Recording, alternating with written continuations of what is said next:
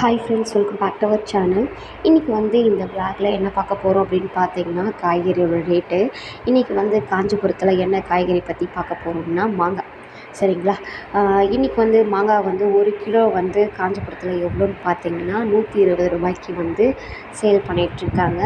மாங்காய் வந்து அந்தளவுக்கு இங்கே கிடைக்கிறது கிடையாது.